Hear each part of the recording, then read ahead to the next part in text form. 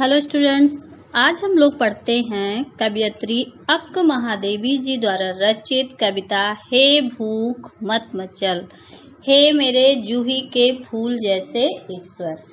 यहाँ पर अक्क महादेवी जी ने अपनी कविता में दो प्रकार के वचन कहे हैं। पहले वचन में कवयित्री ने शिव की भक्ति को जीवन बंधन से मुक्ति के माध्यम के रूप में प्रस्तुत किया है। साथ ही कवयित्री जीवन मरण के बंधन से मुक्त होने के लिए सांसारिक सुविधाओं के प्रति आकृष्ट एवं उनका उपभोग करने वाली इंद्रियों को नियंत्रण में रहने के लिए कहती हैं। तथा इन्होंने अपने दूसरे वचन में ईश्वर प्राप्ति के लिए उन परिस्थितियों के निर्मित होने की कामना करती हैं जिनसे ईश्वर प्राप्ति में बाधा स्व व अहंकार का भाव समाप्त हो जाए। आइए पढ़ते हैं। हे भूख मत मचल। मत मचल पाने की जिद मत कर, आतुर होना। यहाँ पर महादेवी जी अपने पहले वचन में अपनी समस्त इंद्रियों के नियंत्रण में रहने का आग्रह कर रही हैं। वह भूख से कहती हैं कि तू मचल कर मनुष्य को मत सता। हे भूख मत मचल, हे भूख तू इस तरह से मचल कर मनुष्य को मत सता। प्यास तड़प मत, प्यास को संबोधित करते हुए कहती हैं, यहाँ प्यास है सांसारिक तृष्णा का प्रतीक, अर्थात सांसारिक तृष्णा तू मनुष्य को अपनी पीड़ा से मत तड़पा। हे नींद मत सता, नींद अर्थात आलस्य, नींद तू मनुष्य को मत सता, क्योंकि तेरे कारण व्यक्ति ईश्वर भक्ति को भूल जाता है। क्रोध मचा मत उथल पुथल, वे क्रोध को संबोधित करते हुए कहती हैं कि हे क्रोध तू अपनी उथल पुथल मत मचा। यहाँ पर कवयित्री मन के 5 विकारों को संबोधित करती हैं। मन के विकार कौन कौन से हैं? क्रोध, मोह, लोभ, मद, ईर्ष्या। वे 5 विकारों को संबोधित करते हुए कहती हैं। सबसे पहले वो किससे कहती हैं? सबसे पहले क्रोध को संबोधित करती हैं। क्रोध से कहती हैं कि तू अपनी उथल पुथल मत मचा। क्रोध के कारण व्यक्ति को सही गलत का विचार करने का भान नहीं रह जाता, क्योंकि तेरे कारण व्यक्ति का विवेक नष्ट हो जाता है। यह कवयित्री कह रही हैं क्रोध से। हे मोह पास अपने ढील, वे पास से कहती हैं कि तू अपने बंधन ढीले कर दे। मोह का जो बंधन होता है उससे व्यक्ति आसानी से नहीं निकल पाता, उसमें बंधा होता है।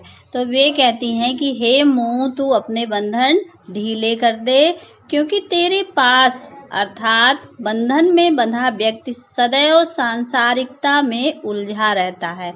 वह इस सांसारिक भवसागर से बाहर नहीं निकल पाता।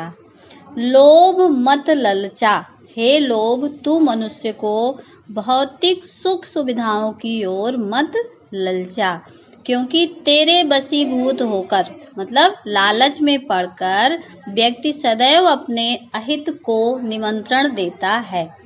हे मद मत कर मदहोश, हे मद अर्थात अहंकार तू अपने नशे में मनुष्य को मदहोश ना कर, क्योंकि तू मनुष्य को उन्नति से पतन की ओर ले जाता है। उन्नति के मार्ग से पतन के मार्ग पर लेकर चला जाता है।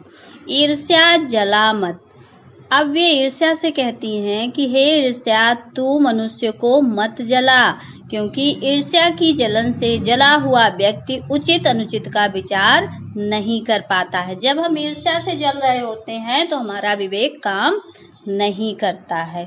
ओ चराचर मत चूक अवसर, कवयित्री का आशय यह है कि इनके वश में आकर व्यक्ति अपनी इंद्रियों पर अपना नियंत्रण खो देता है। ये जो विकार हैं ये हमें पूरी तरह से अपने बस में कर लेते हैं और हम अपनी इंद्रियों पर से अपना नियंत्रण खो देते हैं। ऐसी स्थिति में उसे अच्छे बुरे तक का मान नहीं रहता, तो उसे ईश्वर का ध्यान कैसे रह जाए। इसलिए तुम मनुष्यों को सताना छोड़ दो। वह सृष्टि के प्रत्येक जड़ एवं चेतन पदार्थ को संबोधित करते हुए कहती हैं, ओ चराचर, चर और अचर, जड़ और चेतन, मत चूक अवसर। वे कहती हैं कि अवसर मत चूको, ये जो समय है इसे मत गवाओ। क्या करो तुम? वे कह रही हैं, आई हूँ संदेश लेकर चन्न मालिकार्जुन का। वे कहती हैं कि मैं भगवान चन्न मालिकार्जुन का संदेश लेकर आई हूँ, इसलिए इसे ग्रहण करके अपना जीवन संवारो। मतलब इस प्रकार के जो विकार है इससे बाहर आओ। और मैं भगवान चन्न मालिकार्जुन कौन है यहाँ पर? शिव जी के लिए। जब वो कहती हैं कि मैं शिव जी का संदेश लेकर आई हूँ कि तुम इससे बाहर निकलो और अपने जीवन को संवारो। यहाँ इस वचन में कवयित्री शिव आराधना के लिए सभी इंद्रियों का निग्रह में त्याग करना चाहती हैं। भूख, प्यास, नींद, क्रोध, मोह, लोभ, मद, ईर्ष्या आदि को मानवीय पात्रों की तरह संबोधित किया गया है, अतः यहाँ पर मानवीकरण अलंकार है। मत मचल, मचा मत तथा हे मद, मत कर मदहोश में अनुप्रास अलंकार का प्रयोग हुआ है। संबोधन शैली के द्वारा कविता सजीव हो उठी है। कविता की भाषा खड़ी बोली है जो सरल, सरस व प्रभावशाली है। यहाँ पर शांत रस का प्रयोग दृष्टिगत होता है। अपने दूसरे वचन में कवयित्री ईश्वर को जूही के फूल जैसा मानते हुए उनसे अपना अहंकार नष्ट करने की प्रार्थना करती हैं। इस पद में वह ईश्वर के प्रति समर्पण का भाव व्यक्त करती हैं। वे कहती हैं, हे मेरे जूही के फूल जैसे ईश्वर। यहाँ पर ईश्वर को किसके जैसा कहा गया है? जूही के फूल के जैसा। जूही का फूल एक सुगंधित पुष्प है। कवयित्री अपने आराध्य ईश्वर को पुकारती हुई कहती हैं कि जूही के फूल के समान कोमल और परोपकारी ईश्वर, तुम ऐसा करो कि मैं अपना अहंकार त्याग दूं। हे मेरे जूही के फूल जैसे ईश्वर, मंगवाओ मुझसे भीख और कुछ ऐसा करो कि भूल जाऊं अपना घर पूरी तरह, झोली फैलाऊं और ना मिले भीख। कवयित्री यहाँ पर अहंकार त्यागने की बात करते हुए कहती हैं कि तुम मुझसे नीच से नीच कार्य करवाओ।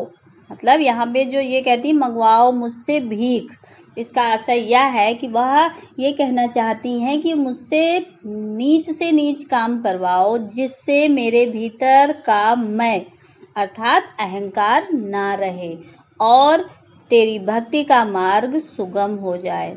तुम कुछ ऐसा करो कि मैं अपना घर पूरी तरह से भूल जाऊं, जिससे मेरे पास तुम्हारी शरण में आने के अतिरिक्त कोई अन्य मार्ग शेष ना बचे।